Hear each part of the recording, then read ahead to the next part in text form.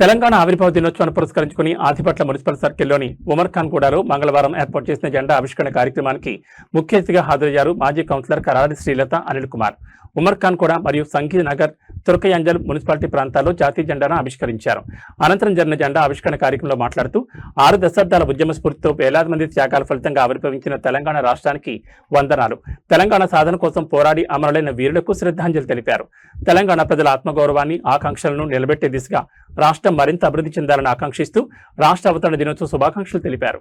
అలాగే తెలంగాణ అభ్యున్నతి, యువత భవిష్యత్, రైతు సంక్షేమం కోసం బీజేపీ నిరంతరం ప్రజలతో కలిసి పనిచేస్తుందని, 6 దశాబ్దాల కాలం నిజం చేసిన ఉద్యమకారులకు ఎందరో అమరుల పోరాట ఫలితం తెలంగాణ చిన్నమ్మ సుష్మా స్వరాజ్ మహనీయురాలి సంకల్ప బలంతో స్వరాష్ట్రం అవతరించిన రోజును స్మరించారు. మన భాష, మన యాస గర్వంగా తలెత్తుకుని ఈ శుభదినాన రాష్ట్ర ప్రజలందరికీ తెలంగాణ రాష్ట్ర అవతరణ దినోత్సవ శుభాకాంక్షలు తెలిపారు. మన తెలంగాణ ఆత్మగౌరవాన్ని నిలబెట్టడానికి, రాష్ట్ర సమగ్ర ప్రగతికి బీజేపీ ఎల్లప్పుడూ కట్టుబడి ఉంటుందని తెలిపారు. ఈ కార్యక్రమంలో వివిధ పార్టీల సంఘాల నాయకులు నల్ల మల్లారెడ్డి, నల్ల బలవంతరెడ్డి, వయామ్మాల లక్ష్మారెడ్డి, తోల శంకరేగౌడ్, బిక్కిమళ్ళ వెంకటేష్ గుప్తా, పండగల రాము, పుట్టల దీక్షిత్, చింతాల విఘ్నేశ్వర్, పృథ్వీతేజ్, పి దత్తు, పి మురళి, గడ్డం శేఖర్, అలాగే మున్సిపల్ సిబ్బంది, స్థానిక నాయకులు పెద్ద ఎత్తున పాల్గొన్నారు.